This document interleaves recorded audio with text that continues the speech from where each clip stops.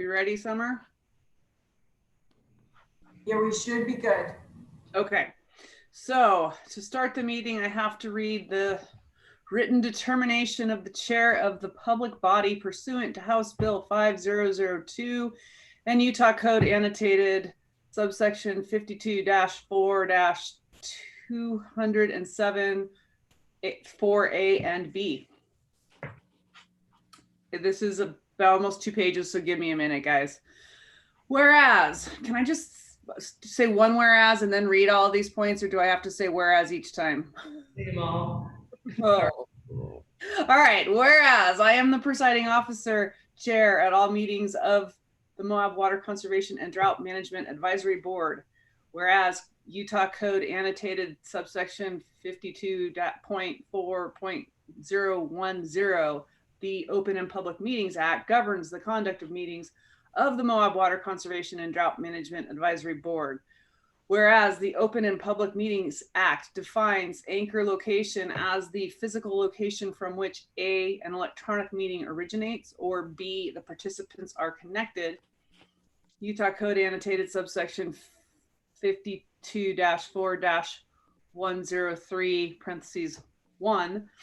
Whereas House Bill 5002, signed by Governor Gary R. Herbert on June 25th, 2002, amended the Open and Public Meetings Act with the Open and Public Meetings Act amendments.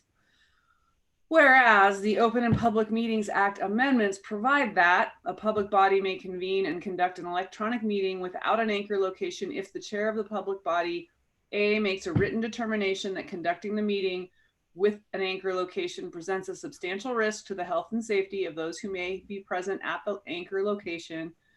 B, states the written determination described in subsection 4A, the facts upon which the determination is based, Utah Code annotated 52-4-207 parentheses 4A through B.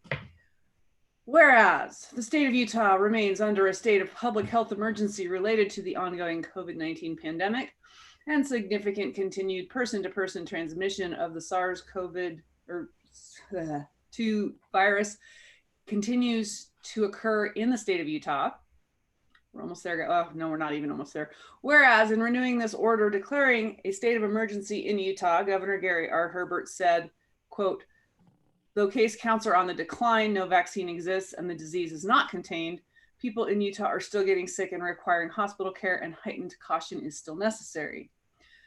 Whereas the city of Moab is currently at a yellow level of restriction, and under this level of restriction, gatherings of more than 50 people are not allowed. Whereas the Moab Water Conservation and Drought Management Advisory Board meetings do require attendance by individuals at higher risk of severe illness from COVID-19. For example, the Centers of Disease Control and Prevention, CDC, states that people in their 50s are at a far higher risk for severe illness than people in their 40s. Similarly, people in their 60s or 70s are in general at a higher risk for severe illness than people in their 50s. Whereas the CDC indicates that the best way to protect against and help reduce the spread of the virus that causes COVID-19 is to limit interactions with other people as much as possible.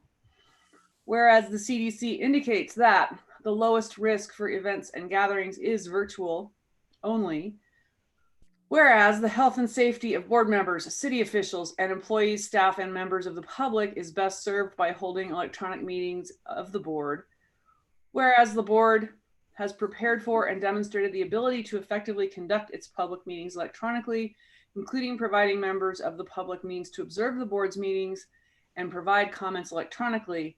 Now, therefore, I determine that conducting Moab Water Conservation and Drought Management Advisory Board meetings with an anchor location that is physically accessible for members of the public to attend in person presents a substantial risk to the health and safety of those who may be present at the anchor location. This determination will expire 30 days after the day upon which I made the determination. It is possible that circumstances could warrant future determinations, so I may reissue future determinations at that time. So there we go. Does this have to be done for each meeting now? Is that what I'm understanding? We have to do it per state code every 30 days, so we might have to, and we might try to cut it down and just like have a totally new determination that just references the initial one to say it's for the same reasons that we did before. We'll have to ask Lori, but. Well, yeah. Honestly, from attending some meetings in person, masks make it really hard to understand each other. Yeah, it's so hard. Even though in person is better than this, the mask thing is a real bother. So anyway, just a thought. Okay, so that agenda item is done. I need to apologize to Arnie because Arnie, I did not actually get on and find the agenda online today. And then, I mean, I'm completely unprepared for this meeting, I'm sorry. But the minutes you were looking for are in fact on the available through the agenda center on the city's webpage. So do you know where to find all that stuff? Does everybody know where to find all that stuff? Because I've been really bad about going to that page to find things. I can send them out now too, if that makes it easier. Happy to do that. So I think that would be good just because and I apologize. That's my own, I should have had a better answer for you, Arnie. I was juggling too many things at once preparing for today. So Carly's sending that now. So you should be able to get that via email if you're having a hard time. And on the agenda center, you have to scroll all the way to the bottom because we're the W's. So anyhow, I know I have not read the minutes. I don't know if others have, so that we can approve the minutes from August. Or if we should just table that to the next meeting. They're pretty short.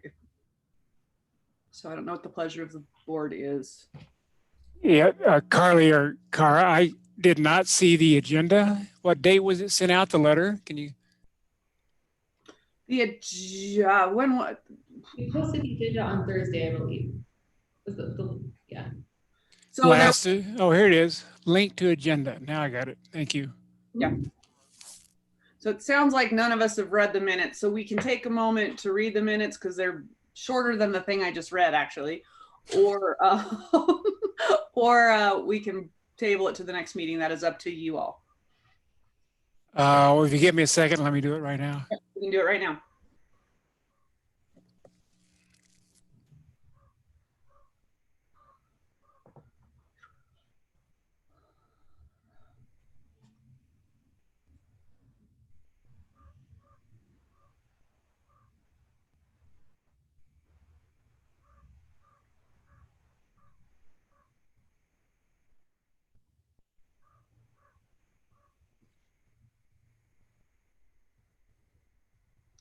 Oh, right. Okay, well, it looks like pretty decent. I move to approve. Okay, we have a motion. Do we have a second? Motion and a second. Any further discussion?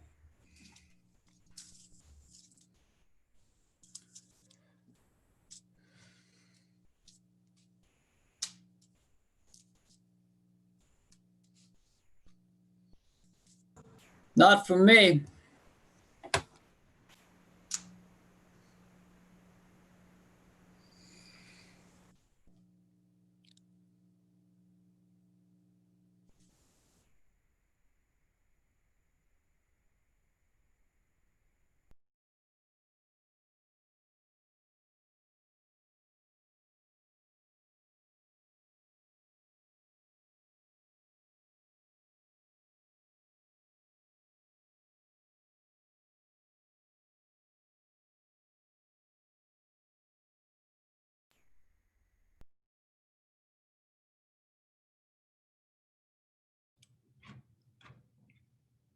Did we lose Cara? It looks like they might be having some technical difficulties on that end. She's still here, but we lost video. We'll wait for her because Jeremy is our co-chair. Sorry. There she is. I don't know what just happened there, but everybody vanished. So did we have a vote? You're back. We did. I believe everybody approved. Thank you. Sorry about that. I have no idea what happened. Reading those minutes too reminded me that we still need June and July's minutes because we haven't. So are those maybe coming next meeting? Because those were not a part of this packet. I think that those were approved already. Let me go back and look at the other agendas. You guys can carry on and I'll let you know at the end. Okay, because just those minutes said something about how we had to approve them or something. So Cara, the other minutes are on the website now as they look, so it looks like they have been approved on the city's website with agenda, so it looks like they were approved. Okay. Yeah, August 12th, they were approved, the June 10th and July 8th.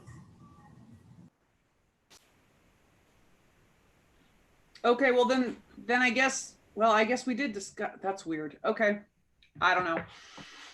We'll move on. We could go to the board and staff reports. What does everybody got?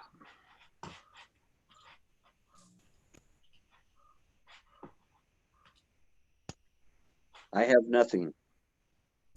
I guess I have nothing as well. Okay.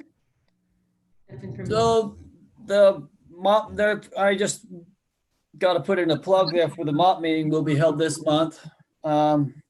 What's on their agenda at this point in time is the water quality analysis for the last 10 years of data on Mill Creek and Pack Creek and Castle Creek.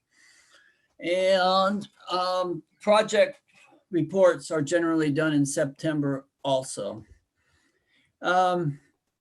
Then the other thing I guess I'd like to share was that the Utah Water Quality Task Force is developing some rules that will affect the city. I'm not sure, I don't mind talking about them, but I'm not sure if anybody can do anything about them or add any comment at this point in time until they're done deciding what's in it. Carly, are you aware of the two new rules that they're discussing at this point in time? Is anybody in the city? I don't mind sharing them if I have them pretty handy here. Can I share my screen in a second? Yeah, definitely.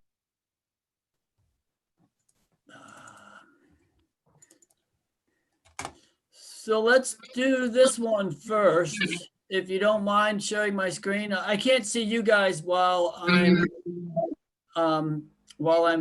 talking about this, but I'll just let you know that it's out here. There's a working draft for discussion purpose only. It's about water distribution efficiency. And apparently, if you read through it, it's going to require that cities determine what, or municipal water providers determine what sort of efficiency levels they're going to accept. And it's going to be required, not necessarily, it might be required the next time we write our water conservation plan for the city, okay? In terms of leaks, levels of water loss. And then the other one that I thought was kind of interesting was this 40 years out plan. And it's only 2 pages long, but basically and I'm not sure I understand all of it because I just saw it today. I really didn't look at it too much. That if you want to exempt yourself from forfeiture as a water supplier, you have to use a certain amount of envisioning to determine how much water you're going to need in 40 years. Okay. And that may also, that won't necessarily be in the water conservation plan, but that will be necessary if you want to protect your water right as a public water supplier. My understanding, Ernie, is that's already in, I was curious because I thought that was already in state code, that your water right had to be part of a 40-year plan, like the municipal rights. But I'm going to close it if you don't mind. You can take me off a shared screen as far as that goes. That's the first time I saw it. but whether or not they're rewriting it or what they're doing to it, it's just FYI for you folks out there. Yeah, Okay. and they might be putting it into their rules since it's part of it's codified already, but good to know. Hey, Arnie, quick question for you. You mentioned the MOPS meeting coming up. I don't have it on my calendar this month. What day is it? 1 o'clock? A week from today. Okay, thank you. That's pretty much it for me. Is it going to be virtual, Arnie, or is it? Oh going yes, to it will be. It will be virtual. There's no doubt it will be virtual, and I will be sending an email out this afternoon to all you folks. And Okay. the link won't be out until Monday, but I'll be sending an email with any documents that you might want to look at prior to the meeting today. Okay, thank you. At 1 o'clock, Arnie, the usual time. 1 o'clock. Thank you. Okay. I don't really have anything directly related to this body. So unless there's any staff reports we need to move on to, we can maybe shift to item 5. Is there anything else we have from staff? Looks like not. Okay, so item 5 is just discussion of the hydrologic and hydrogeologic assessment of surface water and groundwater resources affecting the Moab Springs and Wells, phase 3 and 4. I do think I have not had time to actually dive into those documents yet. I did catch a few things that I think have a lot of implication for us, but I'm hoping we can chat about it enough to figure out when we will all have had time to read this, because I know from my understanding the city council also needs to be seeing that. Have they seen it yet, Carly, or what's the? We're waiting for you to see it first, and then we'll be passing it to them. So while I think it's fine for us to take some time to come up with some questions for Ken and to come up with some concepts about this, we don't want to take 6 months to do that. I think we need to take this seriously and be able to move on so we can pass it on to council fairly soon. So Cara, if I may. So has anybody else besides, I did have a chance to get into the great bulk of phase 4, and I can talk about that if you like now. Sure. Not all of it. I can tell you right now, it's way too dense just to give it to council without trying to simplify it for them. They got way better things to do than get into the gory details of this. But so did any of you guys get a chance to read any part of that at all? Arnie, I don't know. So I actually sent Carr an email stating that I would not get a chance to look at that between the last meeting when he gave his presentation. Okay. I was hoping to get a PDF of his presentation, and I haven't gotten that either. And then there's no way I was going to get a chance to actually read the document. I did go through section 3 a little bit, but I'm not prepared to talk about them. And I asked to have this item, the full discussion on this item, and I'll have something written for everybody by the next meeting in October. Let me forward, Chuck did send me all 4 phases as PDF files. Yeah, I have all 4 phases as PDFs. As a matter of fact, I pretty much got all 4 phases as hard copies too. I was looking for the PowerPoint presentation that Ken gave. That might just help me look at that a little better, because I was not present on video last time. I was doing everything I could just to stay on the phone. We can give that to you, Arnie, no problem. Okay, Carr, if you like right now, I did spend some time reading it, and I did kind of write up in an email letter to you guys a couple of days ago, kind of my summary of the most important parts of it. And if you like during this meeting or whenever you're ready, I can go through it real quickly in 15 minutes, for example. Let's go ahead and do that. I know the other thing I'd like to just preface this with is, do y'all think that we could say within a couple of weeks, Arnie, have had some time to come up with some questions so that we could potentially have Ken on the next call, so that then, or the next meeting, so that then we can maybe work through whatever we want to try to help put together to move this on to council. Or do we have to wait until the next meeting to get to doing that? That's kind of what I want to get a sense of from y'all. For me, Cara, my next 2 weeks are pretty much planned. And I don't see myself getting to the that document until after 2 weeks from now. I know that the request has been that we get, when we bring Ken back, that he has had questions for a couple of weeks so he can prepare for them. So whenever it is, I think he would like a 2 week lead time. So that, just to put that into consideration. Okay, so then we'll, just for planning purposes, Carly, then let's plan on, we're able to come up with those questions at the next meeting. We're able to have more robust, like, I think we'll have Mike go ahead today with his summary. We'll go ahead and then plan on this agenda item at the next meeting as well, where we will all have the time to go through the report and come up with any other questions, so that then in the November meeting, we could potentially have Ken available for questions if he is available. Does that seem like a good timeline? We can do that. Okay. Okay, so take it away, Mike. Okay, let me share my screen then. See if I can bring this up if you guys want to hang on just 1 second here. Let's see what we got here. And the last screen share didn't work for me, so I don't know if it worked for others. Yeah, Mike, if you just look down at your Zoom, it should be a green square that says share screen. Oh, yeah. The bottom center. And if you bring your cursor down, it'll act. There you go. Perfect. Okay, let's see, sharing screen. Oh, so now we're gonna go back to email. Oh, here it is.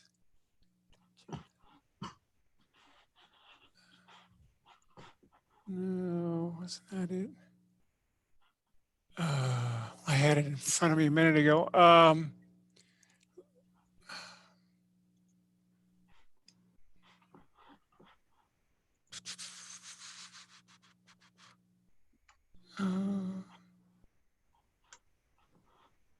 Oh, we can read your emails. Yeah. My apologies. I had this in front of me and then I made it go away. So.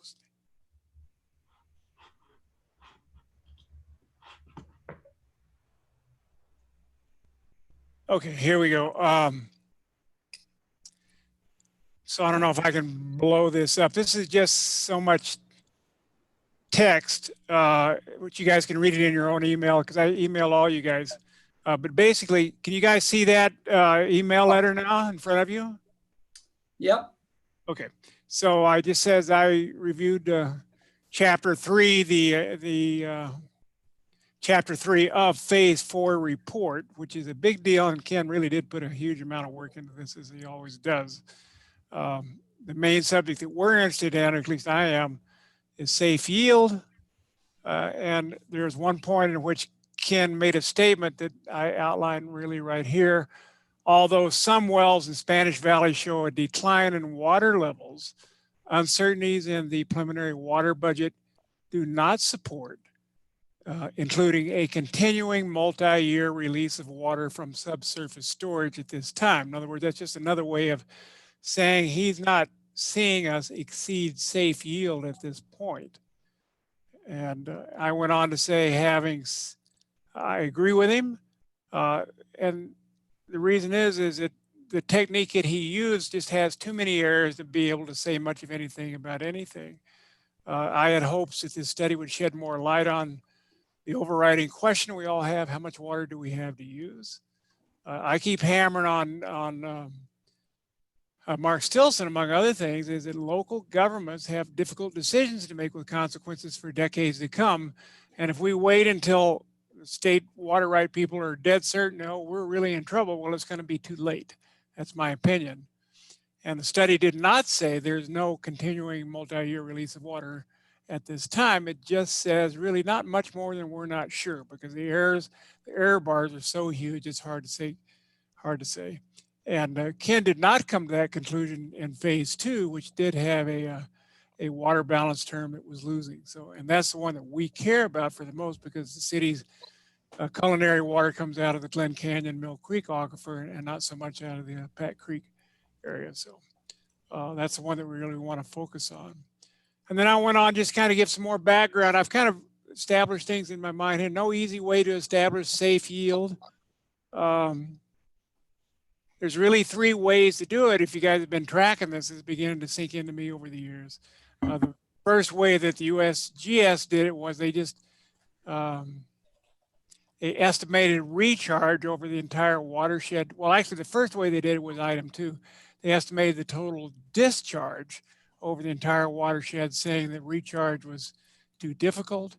That assumes that if there's no change in storage, and you can use discharge as a surrogate for recharge. In other words, it's the same number if you assume it, what comes out is what comes in and nothing really changed in storage.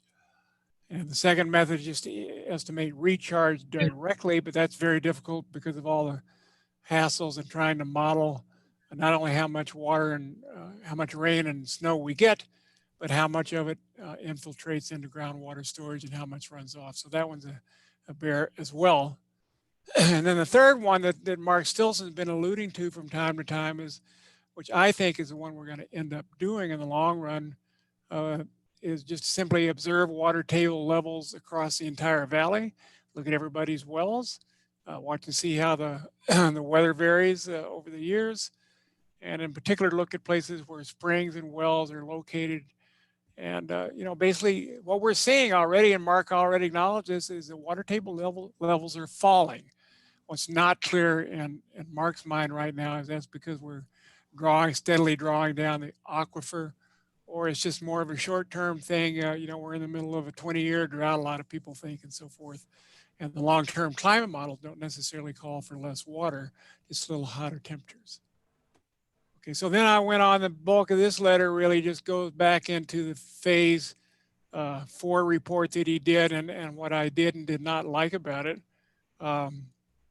So what Ken did this time, as you guys may remember, in phase 2, he basically drew a big circle around the portions of the Glen Canyon aquifer, not the entire watershed, but just really the kind of the lower part out around sand flats.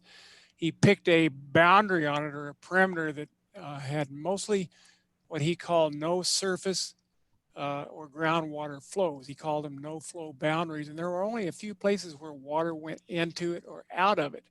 And he itemized all those places where that happened and what generated them. You know, was it evaporation for riparian surfaces, or was it rainwater draining off, or whatever it was. So that sounds like a really nifty idea. The problem with it is in my first bullet point here, is that this model essentially sums up a group of inputs. In other words, in phase 4, there were something like, I don't know, 6 or 8 different inputs, okay, precipitation and runoff and this and that. And there was a comparable group of outputs, and every term has a certain error bars associated with it. In other words, Ken said, oh, I think we got, you know, 1,000 acre feet of water per year, but, you know, it could be as much as 2,000, as little as 900, that kind of thing. And so his model basically just adds all those inputs together, saying, hey, that's how much water comes in. And then he groups all the outputs together and says, that's how much water goes out. And the difference between the positive inputs and the negative outputs is the water balance. In other words, that's the amount of water every year that would either have to be gained by the aquifer or lost by it. And the problem is that that's a small number, a bunch of positive numbers, a bunch of negative numbers. Subtract them all out and you get with a small difference, and that's the number that we want to find out if it's positive or negative. And because of all the errors associated with it, it's hard to say, whatever number you had, it's kind of hard to say if you can put any confidence in it or not. And I had the same problem with phase 2, hard to say what it means and so forth. So Ken did the best he could with a methodology that he used. And then in a little more, a few more things, he had a no flow boundary in both phase 2 and again in no 4. I'm sorry, in phase 4. In this particular case, I don't know how, I'd love to talk to him. I'm sure he's got a good answer to this. I just don't know what it is, but he had a lot of no flow boundaries where it wasn't obvious why there's no water flowing through there, because there are places where there's a unconsolidated alluvium layer, another gravel basically on top. And he said it's a great place for water to flow through. And yet he would declare long portions of the perimeter no flow boundaries. So I'd like to talk to him about that to find out what the story is there. Another problem is that there's relatively little precipitation that falls in this model, the Pat Creek Lower Aquifer. I mean, we're talking like 4,000 or 5,000 feet kind of things. We're not talking about 5, 6, 7, 8, 9, 10,000 feet. It's the big part of the watershed where it's much wetter up there. So there's a lot of water that flows into this thing, a lot of water that flows out, but not much that actually falls in it. So, you know, the rainfall and infiltration models that he gets for precipitation in that area really don't amount to a hill of beans compared to what goes in and what comes out. And there he has much bigger error bars. So that's another thing that doesn't give me a lot of confidence in what he's doing. Precipitation, and oh yeah, here's another one. Precip in the Pat Creek area is at low elevations, and it mostly comes as rain rather than as snow up in the mountains. And further, that rain falls as part of short, intense thunderstorms oftentimes. Ken had a 16% recharge figure, which talking to Jeff Freedy, friend of mine, and also a professional hydrologist, he's retired now. He gave me the idea that 16% is typically in this kind of country out here is a pretty high number. And particularly down in the Pat Creek Aquifer where you just got a lot of runoff, I question that. And that number is dubious in my mind. So I'd like to see what he thinks about that. And let's see the next bullet. This analysis, much like phase 2, he doesn't attempt to use a recurring surface water balance. So that's what I had done in phase 2. The first thing it led me to think maybe there's some shortcomings in this model, because every year, you know, on the balance, surface water has got to balance out, not groundwater, mind you, but surface water. Because if it didn't, you know, you'd be building, either the streams would be going dry or you'd be building lakes up on top there, and neither one of those things happens. So you can use that as a sanity check on the other numbers that you got. So again, I separated the in and out terms into surface and groundwater categories. There's some questions about whether evaporation from riparian vegetation, phreatophytes and so forth comes out of the water table, or if it comes out of the partially saturated zone much closer to the surface. And there's a lot of water that goes out that way. So it could be that, you know, he's got a 3,000 acre foot per year problem, too much on surface, too little on groundwater. And the two of them, well, they cancel out, but I'd like to ask him because I don't see it balancing right now. So that's another thing.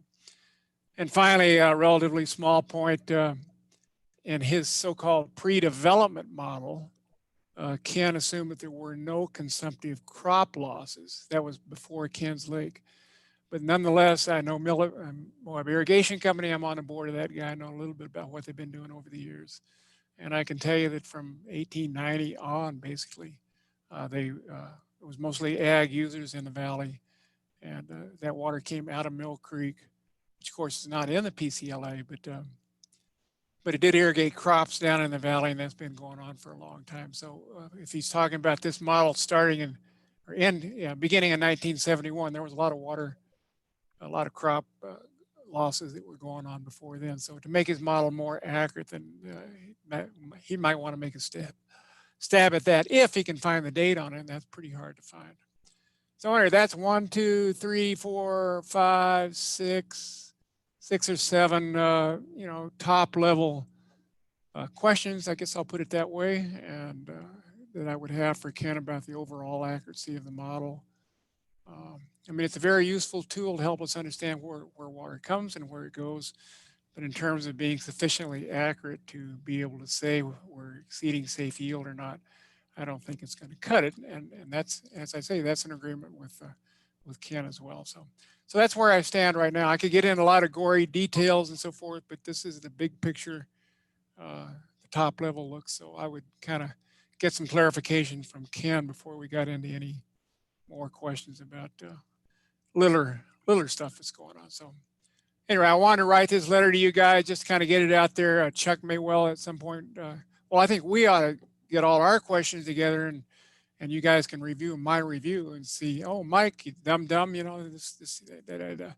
And I know Arnie and all you guys will have questions of your own, and kind of get all our comments collated in one place before we send it back to Chuck, who will send it back to Ken. So that's it, kids. Okay, can you unshare your screen? You betcha. Okay. So definitely sounds like at least a few questions or beginnings of a good questions list. Yeah. There. Anything else that we want to talk about on this topic before the next meeting? I do think it makes sense for us to build on this questions list from there. Yeah, Carly. Yeah, I'm sorry, I should have made this part of my staff report because I did have it. And I feel like an email has been sent. I don't know if everyone was included on it, so I apologize. So we are going to engage Ken to do a safe yield analysis. It's not on the entire watershed, but it's on the city's springs and wells. So I believe that was a request from the last meeting. Someone floated that out there, and Chuck and I got talking, and we thought, hey, you know what, that would actually be a really good idea. So that was some good input that we got from the board. And we're going to have him do it on our springs and like the city's wells. Okay. So thank you for that. You're welcome. And Car, the one other thing that I went to, just because I've been intrigued by it, particularly listening to Mark Stilson and listen to his argument on how he would determine safe yield. I did do a little PowerPoint slide thing, about 3 or 4 slides long, and I think actually it's be a great little short presentation for people like yourselves. It's a little bit mathematical in the sense that the center of it, there's a differential equation that describes how the water level changes in an aquifer in response to pretty simple things. It really kind of models a water cooler sitting on the back of a beer truck in front of a football game kind of thing. And so in that sense, it's a nifty conceptual tool to help people understand that. So I can kind of talk you through that in a comparable amount of time. Or we can wait till another time. I was hoping that would be on the agenda today and that you'd walk us through that. I think it'd be great. If possible, Okay. Tara. Sure. You want me to do that? Okay. Let's see. Let me find that.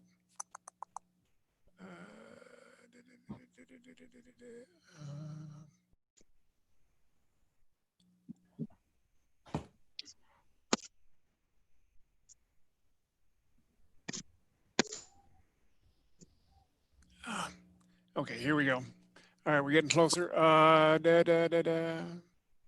right, so I'm going to share my screen right now. Oh, here it is.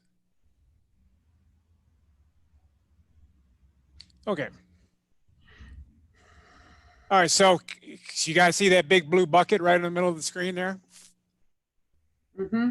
Okay, so think of it as being a straight-sided bucket. It's only sloped because that's the only artwork I could find under PowerPoint and so forth. I can give you a straight-sided bucket if you need one. Yeah, thank you. All right, so think of this bucket as being your aquifer, and in the beginning, before white man came to the area and started dicking around with it, it was full. Think of it as being that way at some height. We'll just call it H naught. I chose it to be 100 feet in this numerical example because that's kind of a typical depth of the alluvium layers in the Pack Creek lower aquifer. And that came right out of Ken's report, for example. And water goes into the aquifer every year, that's the so-called recharge rate, acre feet per year. And on the assumption now that that's a steady number year in and year out, we could call it safe yield, all right? Because state law says you can't withdraw more water from wells and so forth down there than goes into the aquifer year after year. That's what safe yield is all about.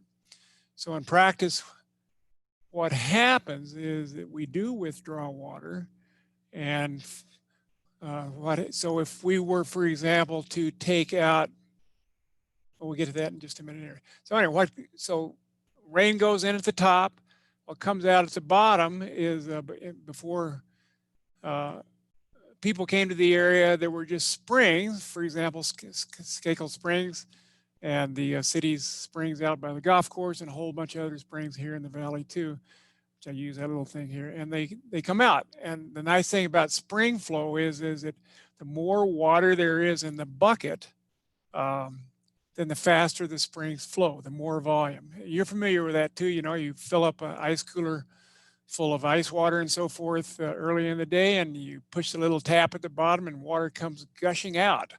A lot of spring flow, but as you empty out the cooler, drinking your beer during the day, the water flow gets slower and slower and slower until you drain the whole cooler out, pretty soon the spring flow goes to zero. And that's what we don't want to happen in this particular case. The only difference now is that once we start drilling a bunch of wells into our little aquifer, you can think of them as other ways for water to get out of the bottom of the bucket. So I use this little motor here to illustrate a pump, which is a little different than a spring. A spring is a height dependent flow, okay? But a pump, if you say you want 100 acre feet per year or whatever the number is, that's what it's going to keep on pumping until the bucket goes dry. And that's basically what we do with a whole bunch of well withdrawals. And the sum of all those well withdrawals is what I called algebraically W, again, in acre feet per year. So you got a constant well withdrawal rate and you got a spring withdrawal rate, if you will, a spring flow rate that's dependent on the height of the aquifer in the bucket. And then here's a little magic formula down here. The change in storage volume is the rate of change of height. In other words, if the water level goes down, if you had 1 acre of aquifer, for example, and the water level declines 1 foot per year, then that DHDT would be 1 foot per year times 1 acre. So that would give you acre feet per year. That's what that is.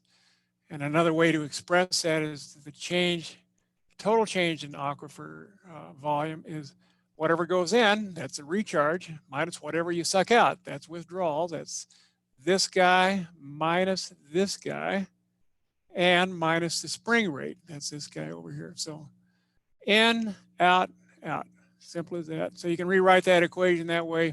Only one little complication in here. I made it a little more like reality. In practice, aquifers aren't just empty space. To think of this thing as gravel, sand, if you will, we'll call it technical terms, alluvial sand. And according to Ken, their specific yield is 10 to 30%. In other words, roughly 3/4 of the volume of the aquifer is not water, it's sand. So the only other quarter of it is actually room for water. Okay, so that's any questions about that picture? Okay, you got to keep that picture in mind. Okay, shall I go on? Sure. You guys still there? All right. So that's the model. So here's the first thing you look at here. I wanted to give you an idea of what happens when we're not mining the aquifer. Okay, that's defined when your withdrawals are less than the recharge rate. Okay, so if the aquifer starts off 100 feet thick, and at that height, you're going to get 3,000 acre feet per year of water out of the springs, then the entire recharge rate before you do any withdrawals, any artificial withdrawals at all, it's got to be 3,000 feet as well. In other words, 3,000 feet goes in every year in rain and snow infiltration, and 3,000 feet, acre feet per year comes out, and the aquifer will sit right at 100 feet year after year after year. That's a simple model of what it looked like before people came to the valley. Okay, so now all of a sudden, suppose that we start withdrawing 1,000 acre feet per year. That's 1/3 of what the recharge rate is. So now what happens is this level, in the first year, for example, because the springs are still at 100 feet in height, that first year after this withdrawal rate starts, the springs are still going to be flowing 3,000 acre feet per year. But now we've got another 1,000 acre feet going on. So the total at this moment in time is 4,000 acre feet, and only 3,000 went in. So that kind of sounds like you're mining the aquifer, but not quite, all right? Because what'll happen if you wait long enough, because this first year you're taking out 1,000 acre feet that didn't go on, the water table drops here. But that's not really mining the aquifer, because it continues to drop, and eventually after 300 years, okay, which has got nothing to do with how hard it is to force the water through the rock.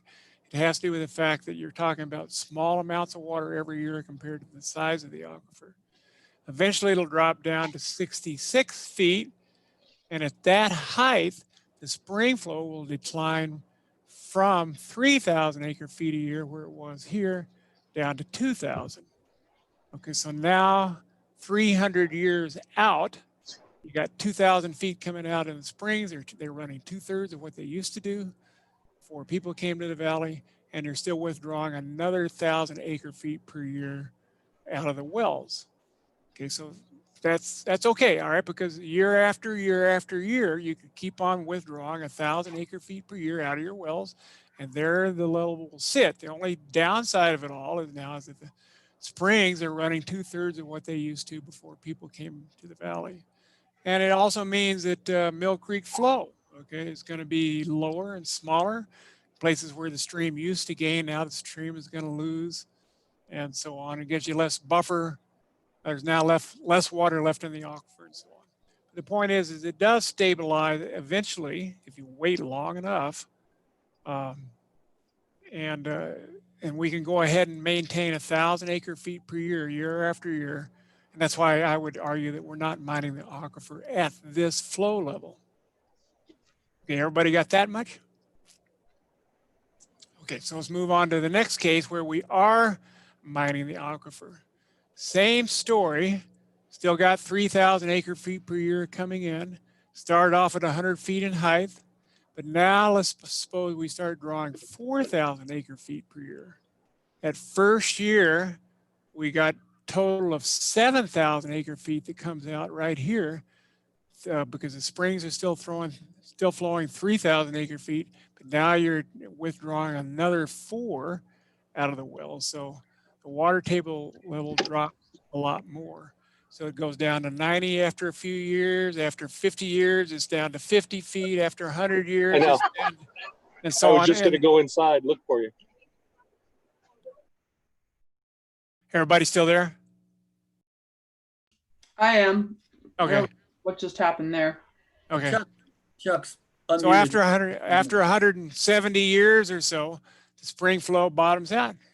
We've emptied the aquifer. Okay, so now we mine the aquifer, and you're going to have to wait a long time for this thing to recharge at 3,000 acre feet. This is what we don't want to happen. So the idea is to try to look at these declining well levels and try to find out if it's eventually going to bottom out or it's not. It's going to come to some sort of stability out here. And the problem with it all is that every year we tend to suck a little more water out of the aquifer because there's more people moving into the county, more people moving into the city and so forth. Got nothing to do with water rights. It has everything to do with how much water you're really withdrawing in actual. Okay, so from Mark Stillson's, in our point of view, suppose that you still got the same 3,000 acre feet of recharge, but suppose you just withdraw 200 acre feet per year now, all right? Under those circumstances, it'll decline to 95%, still plenty of water left in the aquifer. But the water levels still decline slowly, and they still decline over 150 years. Okay, so it's hard because of these slow time constants, all right? It's hard to distinguish whether you're headed for this situation or you're headed for this one. It's really tough to tell, particularly when every year, you know, some years are wet, some years are dry. Some years you get a big change in withdrawals. You know, one year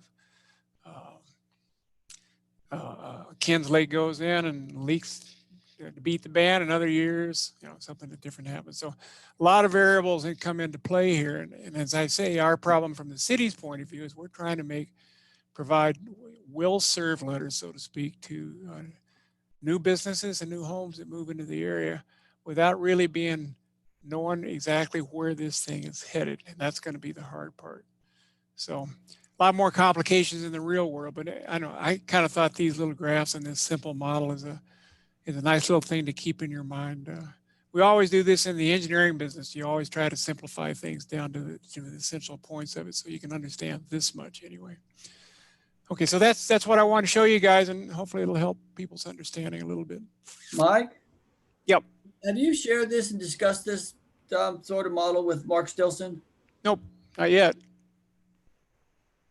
But I'd be happy to do that. Yeah, I don't know what the forum for that would actually be. Do you have anybody else have any other ideas on the venue or forum to show that to him? Or just give him a shout out and maybe Mike just send it to him and say, has your technical section developed something like this for our area? Well, yeah, sure. I don't know if we need to bring it out at the MOP meeting. I know a lot of people are concerned with the water levels and the slowly decline in the springs. Yeah, Mark has already acknowledged that, you know, that Arnie, you were there at the same MOPS meeting where he last gave a presentation a couple, 3 months ago, and he was showing the same thing. I mean, he remember, you guys may remember a year and a half ago when I collected a whole pile of water table data and assembled it into giant spreadsheets, and I saw the same cotton picking thing that Mark did. Most of the wells, you know, pretty fair fraction of wells around the area are declining. It's just hard to pin it down as exactly why, particularly when the withdrawal rate keeps changing every year. I mean, if you could every year say no more new withdrawals. I'm not talking about no more new water rights. I'm talking about no more withdrawals.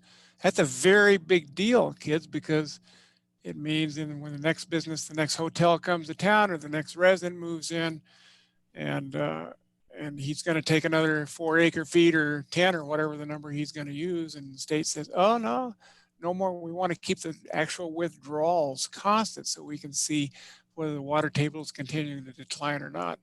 That's a big deal because now, if nothing else, water is going to get more expensive because if a new resident wants 5 acre feet for his residential culinary uses, he's going to have to buy it from somebody else, instead of it being given away free as has been going on for the last 100 years. Let's talk about this some more, Mike. So can you unshare your screen, Mike, or do we need You betcha. Sure. Arnie, do you need him to go back and forth on the screen or? Nope. No problem. Cool, thanks. You're welcome. So what you got, Arnie?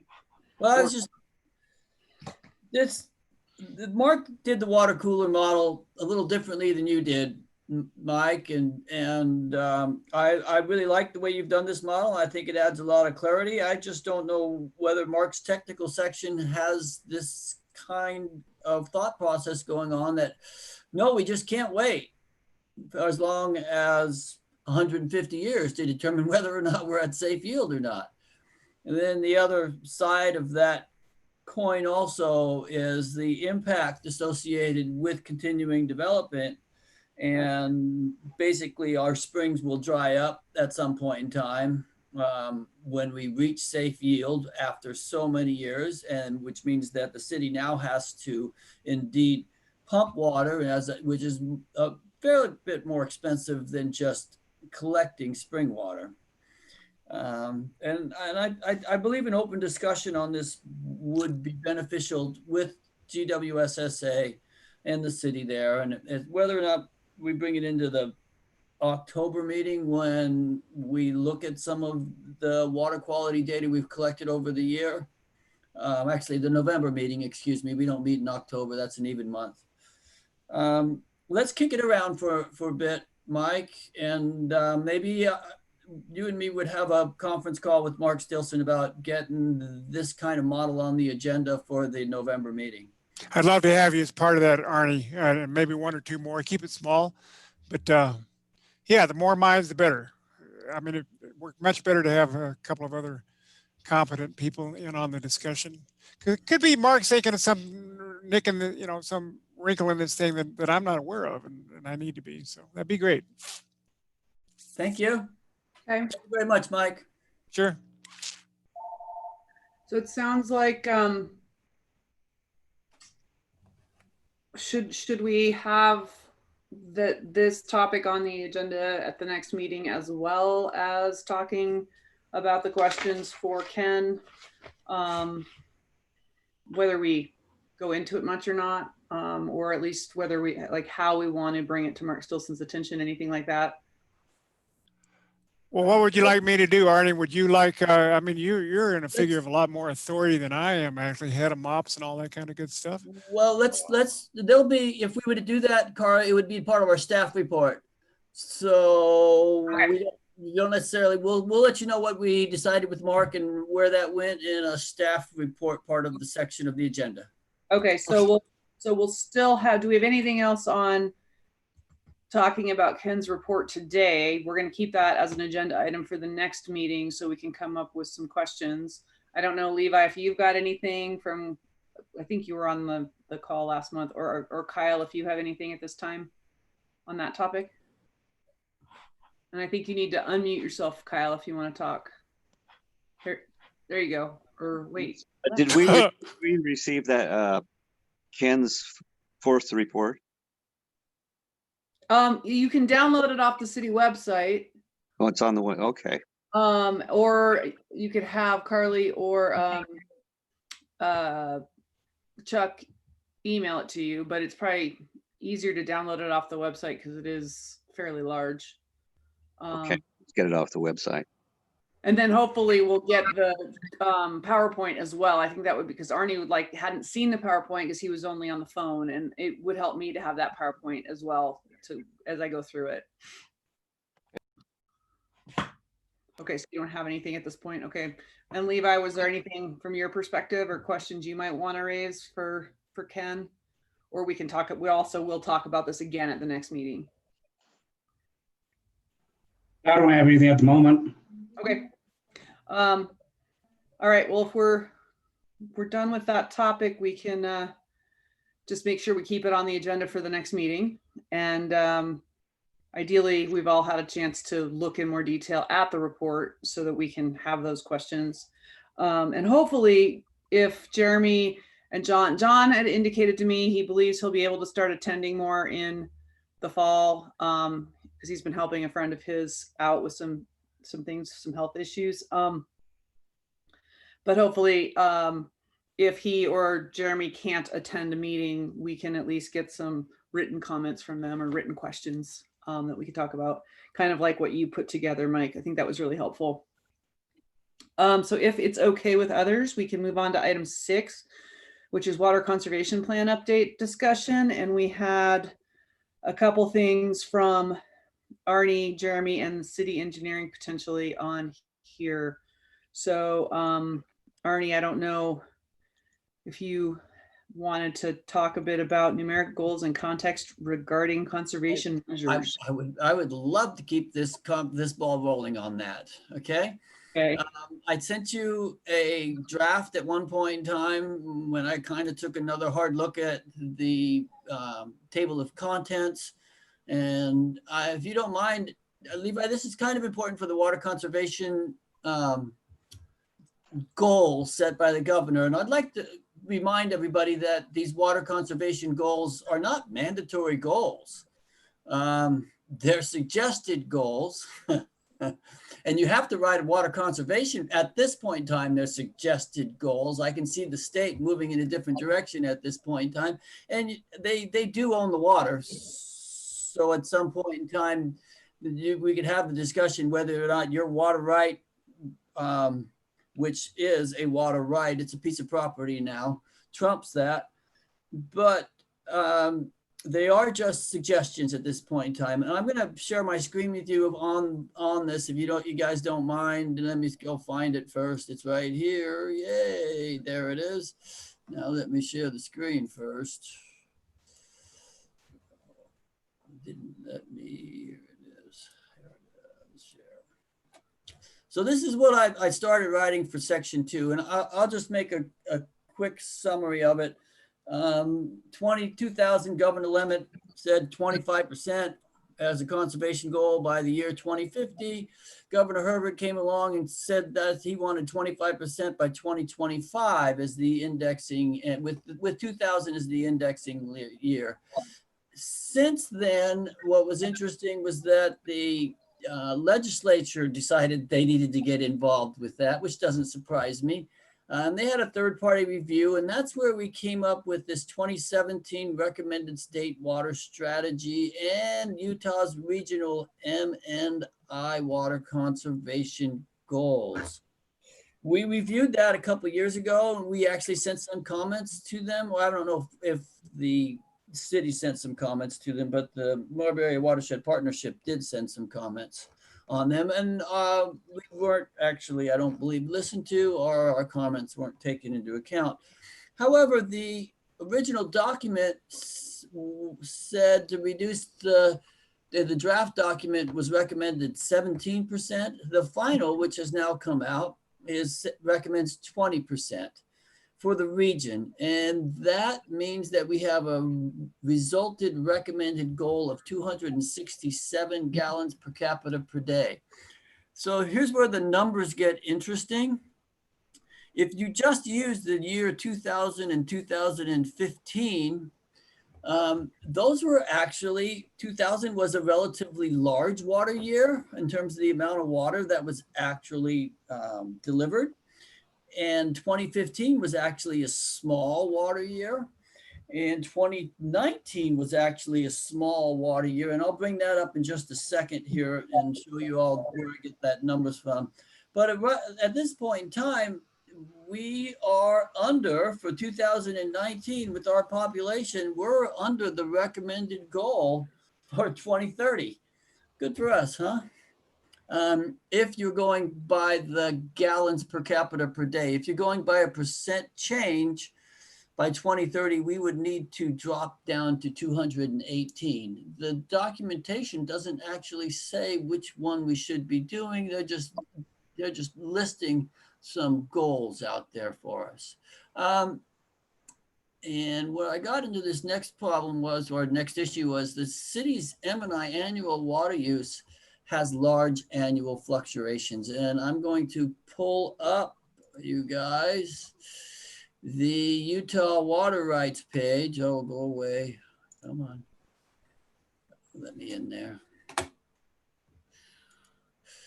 And this is Moab's page, okay? And there's our population numbers for Moab. I'll go to the top if you want to. It says Moab City Culinary. I'm not seeing it, Arnie. It's not on the screen that you're sharing. Okay. I'm still seeing your. Let me see if I can fix that. New share. That one. Still not seeing it. Yeah, you're gonna get it. Hang on. There we go. Okay, so anyways, this is up the Utah Division of Water Rights, the public water supply information. It's kind of tough to get here. Water rights navigation is difficult to get here, but either way, it's the city of Moab. And it says that we have this large number of people living here and so on and so forth. There's the population numbers. And here's the annual connection info, which doesn't really, is really pertinent to the discussion we're having right now. But your annual water use info was where I got hung up on a little bit of this, determining where we're going with water conservation goals. If you're looking over here, I'm going to try to highlight some of these numbers. We do see a 10 to 20%, well, a 10% variation in at least, if not 20%, in water usage per year, which is huge. And if you were to pick just 2000 out of the air, we got 1926. Notice we're actually using less water now than we were, not just per capita, but in total for the last couple of years. And then you check out 2015, that was a really small year. So I'm having trouble when I'm looking to you folks for some ideas on where we're going with this. I threw out an idea in the document that I just had. I also want to note that 1999, was we almost delivered twice as much water as, obviously that's an anomaly. I didn't include it. So I'm going to go back to sharing the other screen. What I was trying to show you guys here was large fluctuations in the amount of water that's actually being used. So what I did was I used a 5-year running average, basically around 2000 and 2015, but did not include 1999. And if you're looking at that, we are averaging about a total acre feet of about 2,000 acre feet. And 2015, using the 5-year average, we're averaging 1855. And our per capita consumption was already down by 17.1%. We were on our way to making the 25% cut by 2025. So Arnie, Arnie, I got a question for you. To explain the year-to-year fluctuations, since the vast majority of the city's culinary water goes to lawns and gardens and that sort of thing, is it? I'm not sure I can explain it at this point in time. I would assume if I were to make a random guess, it probably has to do with how much rain we actually got and how much water was used. This would be a great question for Levi, and I didn't want to hit Levi up with a question he wasn't prepared for.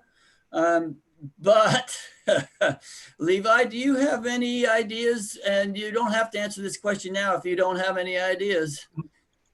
I think precipitation, rainfall would be a big culprit. Water leaks, stuff like that. But yeah, it's tourism.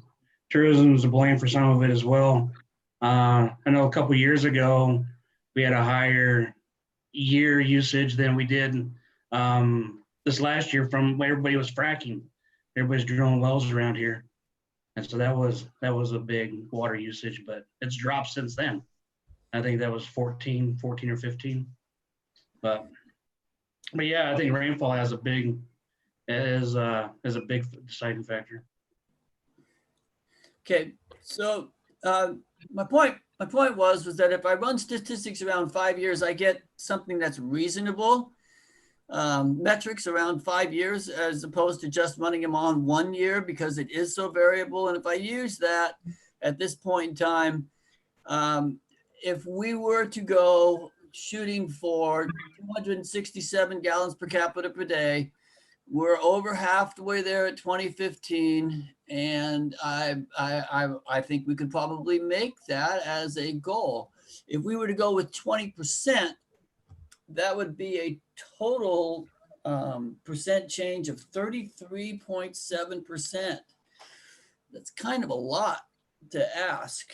And this is where it's open for discussion at this point in time. What metrics do you guys want to use? And then what kind of ideas do you want to, where do you think we can make it to at this point in time? I don't necessarily want to throw out unrealistic expectations out there. I understand conserving water is great, but the one thing we do want to keep in mind as a group, and we discussed this on our very first meeting, was that if we tighten our belts up too much and we come into a drought, we won't be able to tighten our belt up anymore. And if we come into a drought? Yeah, when the drought gets bigger. And then using climate change where we're going to actually won't have theoretically 17% of our water, and our irrigation uses are going to demand 17% more of our water. I'm a little concerned about tightening it up too much. So right. I was actually hoping you guys would get to read some of this before I brought it to the table. But the biggest issue I have in getting some ideas out there on water conservation goals is, first of all, there's a large variation in how much water we use every year per capita as a city. And if you were to actually use the years that they are suggesting you use, you end up with much different numbers than if you use a running average of the 5 years around those years. And that is what makes sense to me at this point in time.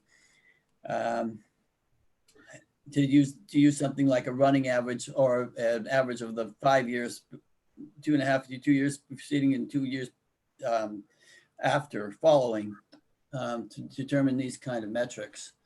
But there you have it, you guys. Right now, if you use the 5 years, we've already gone down 17%. If you use the actual years in 2015, because 2015 we used so much little water, we've already decreased our usage by 20.8% by 2015, and in 2019 we were down to 26.8%. So what I feel pretty good about it. What do folks think as far as the 5-year average or the specific years? Especially, I think, Levi, this has a lot of implication for you. Does it seem like it makes more sense to use this 5-year window, or because it does seem like there is some extreme variability in some of those numbers? So The other thing is, can I just mention one other thing? You know, we don't have to use 5 years. We can use whatever you guys want. I just kind of grabbed that out of the air. There was no science behind that. It was just, what are you going to do? Right.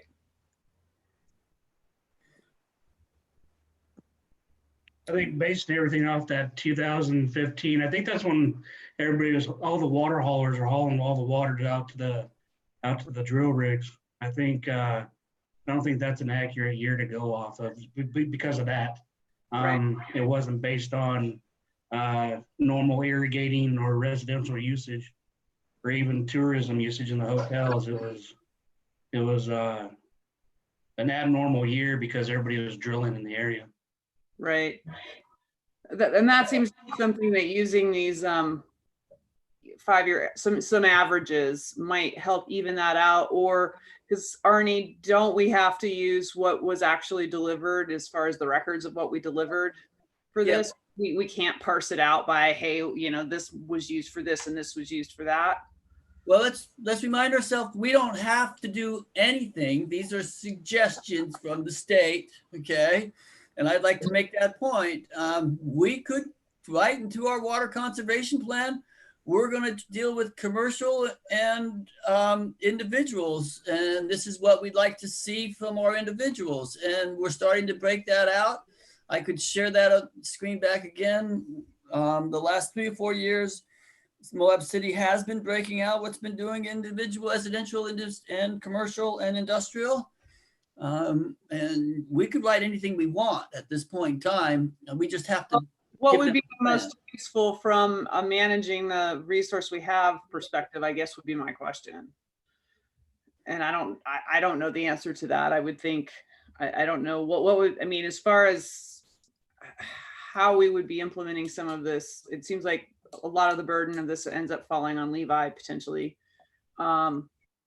So I would want to make sure whatever we choose to do is functional in some way. So the state would like us to take the total annual use and divide it by the number of people. Right. Per capita per day, which is fine. We can do that. I don't have a problem doing that. That's what they're shooting for. Well, and that also begs the question of our population versus our, you know, our de facto population on weekends. It kind of makes our official residential population look punny even this year. So I've actually mentioned that in the next section that I was writing. And I've mentioned that we talked about ERUs at one point in time. And that is a direction we could go down if we wanted to, but I'm not sure we want to do that. I'm kind of wary of reinventing the wheel, so to speak, right, on a conservation goal that we don't have to meet, that we're just suggesting. There's no penalty for not meeting this goal, you guys, but I always hope we would want to make it realistic. Well, I think realistic and also useful, because it seems, yes, you know, okay, if the state wants this thing, but if we actually have something that could be useful in terms of dealing with conservation goals or water management in some capacity, that makes more sense to me than just coming up with something. So yeah, I don't know. And it maybe seems like this needs to be thought about a little bit more by folks since Arnie's presented this to us, or yeah, if anyone's got thoughts, please shout them out. You know what might be helpful, and sorry, like Arnie, I have such a small screen, so it's hard for me to kind of see all of it. And I also had to step out for a minute, so I apologize. If you go up to that table again, so you did, this table 2 is the 5-year averages, right? You have worked that out. Might it be, I don't know how much work goes into it, if we could see a couple different averages, so maybe the different options will make the choice a little clearer, if that makes sense. If we see a 10 or a 20-year versus the 5-year, maybe they all are actually pretty similar when they shake out. And so it doesn't really matter what kind of time frame. We don't have to like sweat too much over it. I just am having, I don't know what the difference, the delta would be between 5, 10, or 15, or whatever the amount is. So. Okay, I agree with you that I personally, after looking the numbers and just off the top of my head after pushing data for so long, that I thought 5 years was a good number for us to get an idea of what we were using in 2000.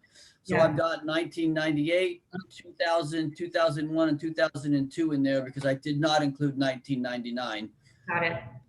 And then I got 2013 through 2017 for our 2015 numbers. And those I thought it looked like a pretty good way to go in terms of getting an average use for the time period associated with what we were trying to capture. Yeah.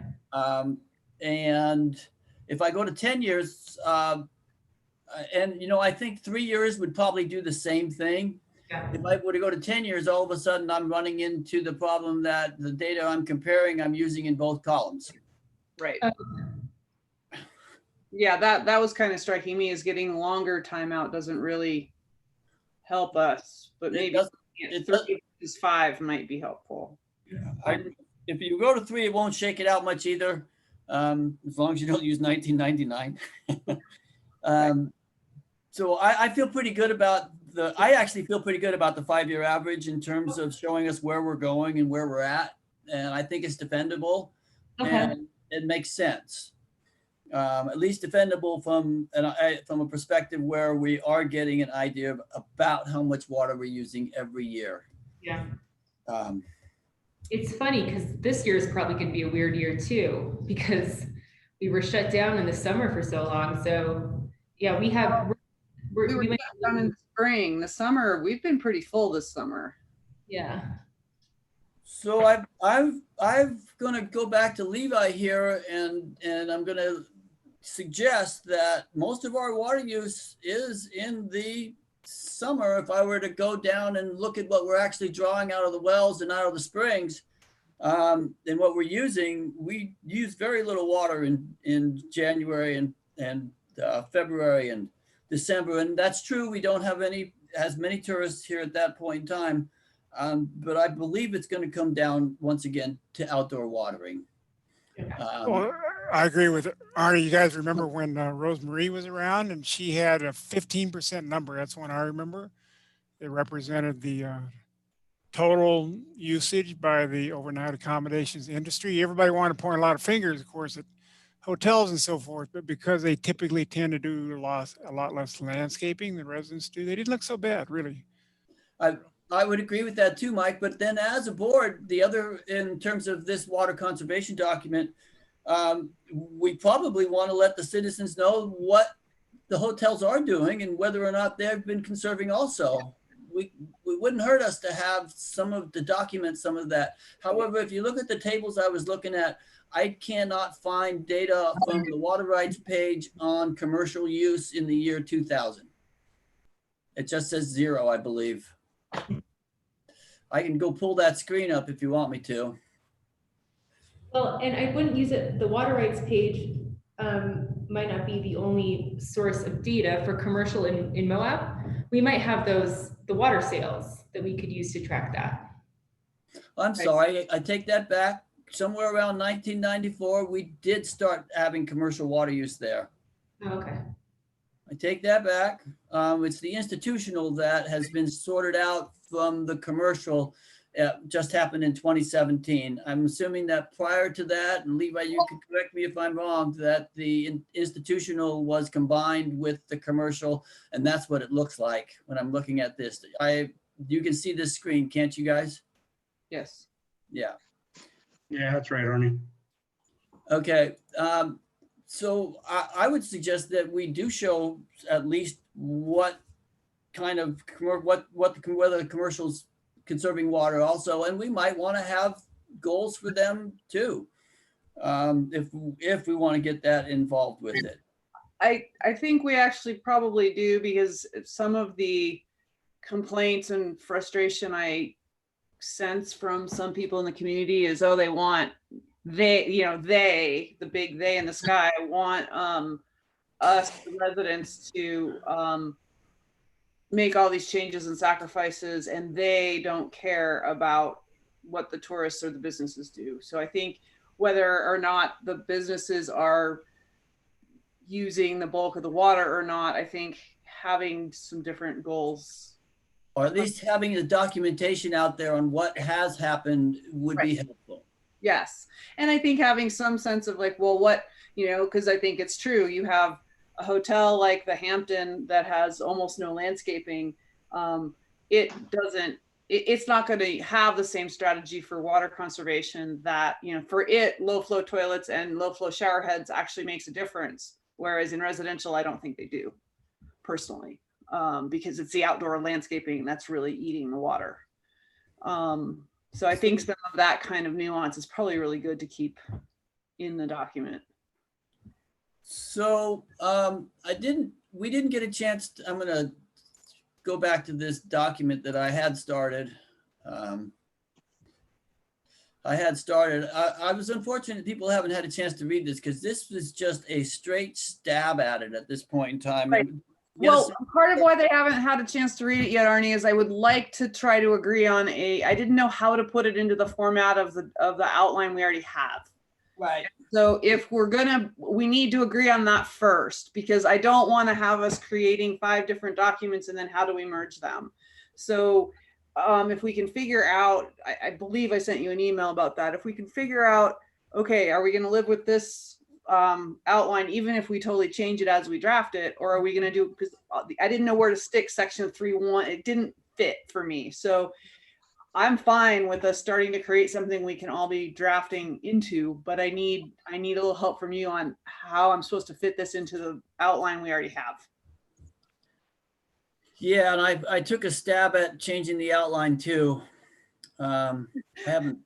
Well, it'd be good if we actually talked instead of you just doing that. So maybe you and I need to have a discussion so we could get that ironed out.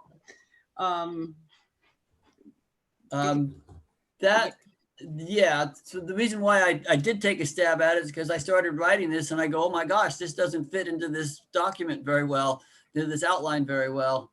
And why? I guess my question is, where's the change coming from? Is it just you want us to throw away that outline, which is fine, or is it that you're trying to fit a different outline I'm not aware of? That's the piece I'm not understanding. I started to fit it into the outline and realized it wasn't working in terms of what I was asked to do. Why don't you and I take this conversation offline? I don't think that we need everybody in on that unless others disagree, because I don't have the original outline in front of me. Okay. Because I thought what we had you to do was part of that outline, honestly. Yes. So I guess I'm confused, but that's all right. I confuse easily.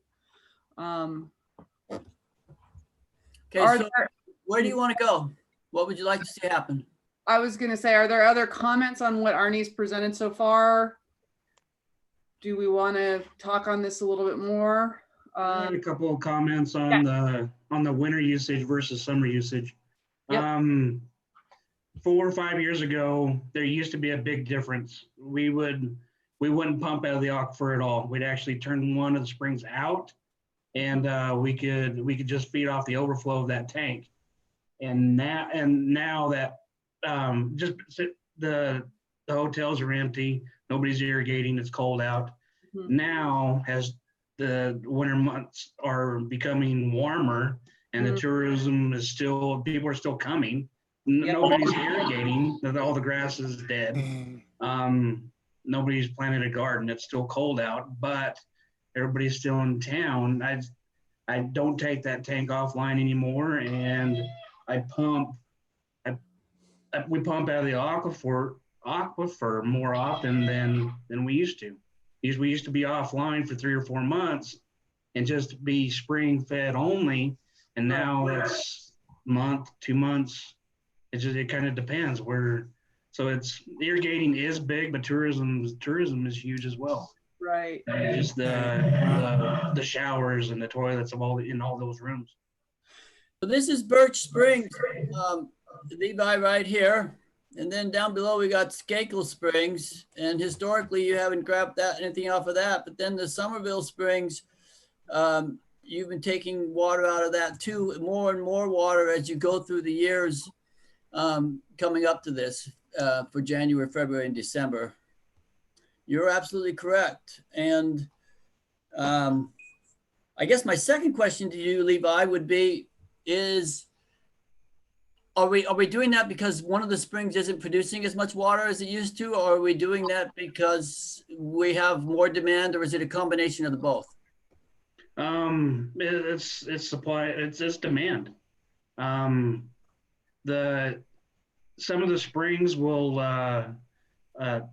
lose a little bit of flow towards the end of the summer, just because we're drawing down the aquifer, but they recharge throughout the winter, and by the beginning of fall, they're back to where they were when we started the year before, and but we started pumping out of the aquifer sooner because we had that demand. Is this something, Levi, that you could just draft up a short, page or half a page that explains some of what you've been observing over the years? Or is that something that Arnie maybe can do based on the numbers he has to make sure that we're capturing this? I think this is a really important point of how things have changed. Yeah, I think the data represents what we just discussed, but yeah, it's sure going through Carly, staff could do something. So Levi's got an excellent firsthand knowledge of what goes on out there every day. If I were to try to actually pull something together in terms of water use at the springs at this point in time, Levi, I'm going to tell you right now, Levi, you're much better prepared to do this than I am. What I think maybe this could fit really nicely into what we currently had in the outline as part of the description of the city of Moab and its water system in terms of how things have changed. We could maybe add, I just pulled up the copy that or the draft or the outline that we had started out with here. And we had a section in the beginning of history and government and population and water source and water system. And so maybe in one of those places we could find a spot that could reflect that information really well, of like how trends have changed with what has and hasn't been pumped at different times of year and all that. I think that could work fairly well. Okay, I'm going to stop sharing my screen unless you guys want to see anything else.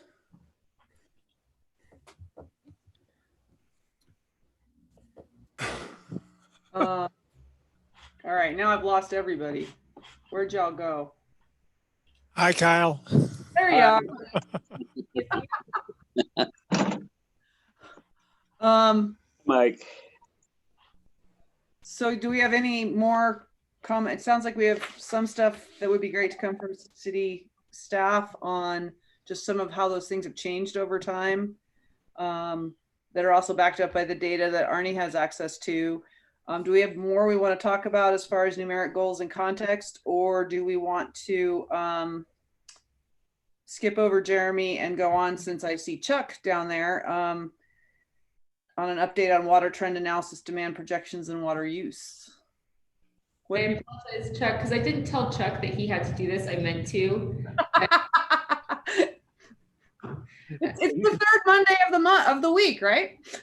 Like on the agenda for a couple times, so I completely forget. So, but I think hopefully this doesn't put you too much on the spot, Chuck.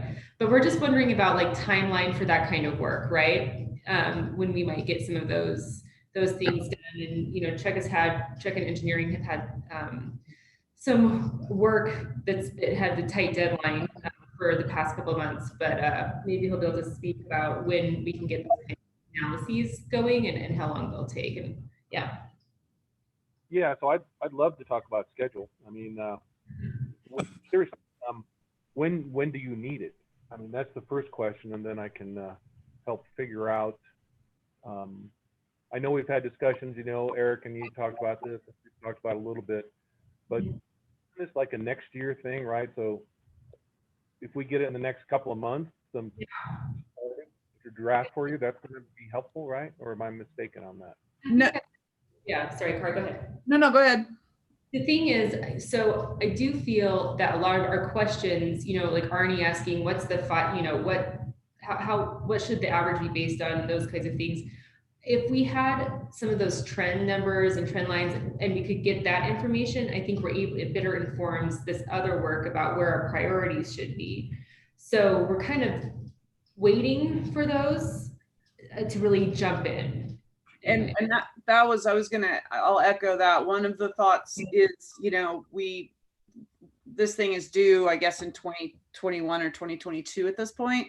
But some of this stuff, that's the descriptions and the understanding of trends and demand projections and all of that, kind of dictates what we'll be writing. So if we wait too long for that, it's kind of a chicken and egg thing. So I think part of what I would like to just figure out is, okay, the sooner we have it, the better from our perspective, but also what's reasonable to expect and ask from your staff.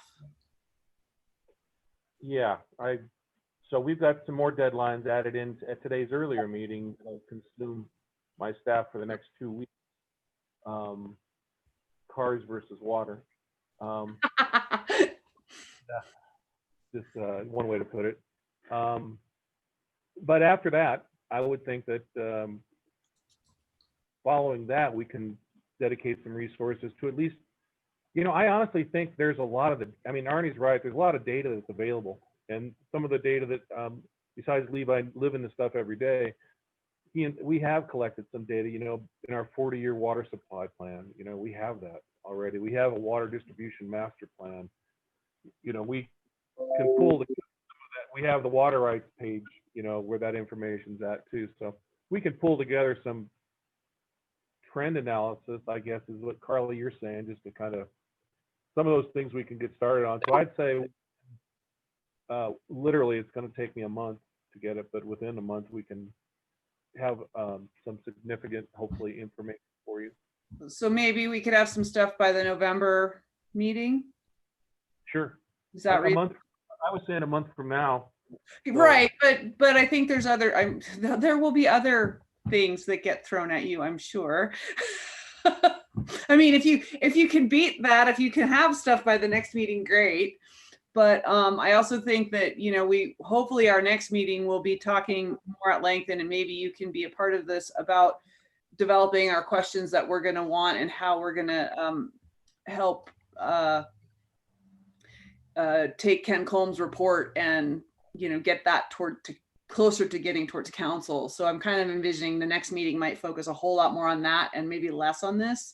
So I think November is a reasonable time for us. And if you have stuff before then, fabulous. November is actually more reasonable for me too. So I can do a better job by then. So I understand. Does that work for other board members? November as a kind of some trends and analysis info from engineering? Okay, it sounds like that's acceptable to others. So I mean, the idea behind this check-in, I think we'll check in with you on other topics that we go through with this water conservation plan update, is to try to make sure we're getting word to you so that it's reasonable timelines instead of emergency timelines. Not that I promise that we'll never have an emergency timeline, but I think it's always better if we can be a little more proactive when possible. Okay. Well, I appreciate that. Yeah, it's moving up on the priority list today. So we'll be on it. And so the things that just from Arnie, Mike, or Kyle, the things that we had on the list so far were that were coming from engineering were things like water trends, maybe some demand projections, some of what we just talked about as far as use changes over time and the fact that we're pumping more in winter than we used to, that kind of thing. Is there anything else, just so we plant the seeds in Chuck's mind now of what we're looking for? Anything I'm missing? Yeah, well, nothing in particular from Chuck that you haven't already enumerated. I will add that you guys may remember that council pulled overnight accommodations out of the various commercial zones last year, and the idea was to quickly reinstate them under pressure from the state legislature at the time. And then one thing or another, then COVID came along, and it's kind of disappeared. I mean, we council haven't seen it now in several months, and I'm not sure what NORA is planning to do. But at some point, presumably, overnight accommodations will go back in, and there were typically have been a set of performance standards, if you will, more hoops that overnight accommodations are supposed to jump through to make them more amenable to the community. And where we'll end up with in terms of water conservation requirements remains to be seen. So that much is still in the air. That's all I'm trying to say. Right. And it seems like too, we could maybe use some of the information that's already, or some of the things that were already put together as far as the fiscal structure and rate sections in here, that we should be able to use some of what was already created for that. Maybe you and I can talk about that a little bit and how that might fit into the plan here. Yeah, and we did, by the way, as Chuck well knows, he presented to us several times. It's more aggressive tiered structures.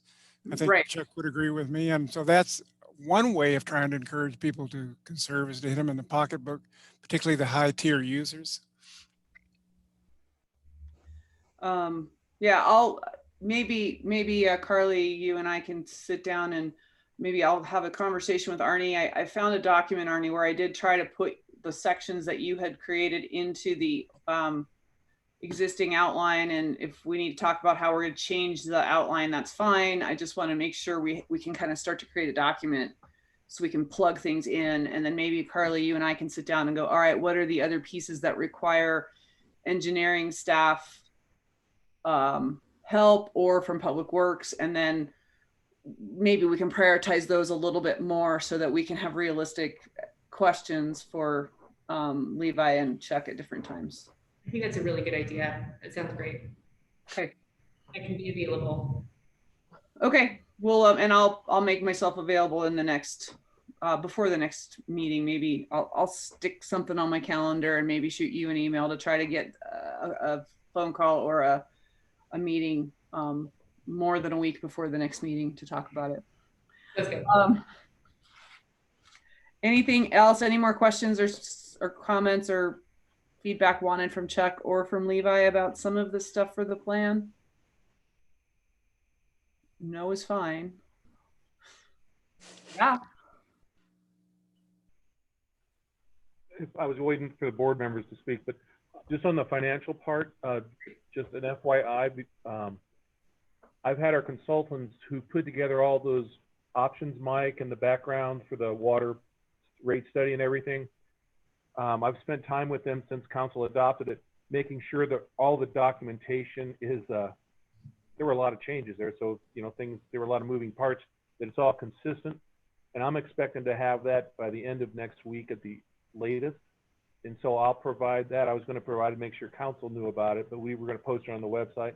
But I think that'll be helpful to cherry pick some of that information that's already been generated, put into the financial site. So that's coming. So we won't have to reinvent a lot of that. Yeah. Within the weeks, we'll have that. Yeah, that'll be good. That'll be great. Thank you. Yeah, and I think yeah, I think that's really useful for us. And I do think that the trends and some of these other things are probably our most current need so that we can move forward. So yeah, I'll make sure to get with Arnie first and then Carly on this draft so that we have a document we can start to mess around with. Okay. Well, anything else from anybody that we need to talk about related to the plan or moving forward on this? Because we could, if we wanted to, end a few minutes early, but that would be up to all of you. All right, I see 3 smiling faces for ending early. So should I take that as a motion to adjourn? Can't hear you, whoever's talking. Thank you so much, Cara, Carly, Chuck. Thank you guys so much. Thank you, Levi, guys. Hardy. At Thank least you. it's still in the mountains now. I didn't go up in the mountains. I just went up to, never mind. Well, Chuck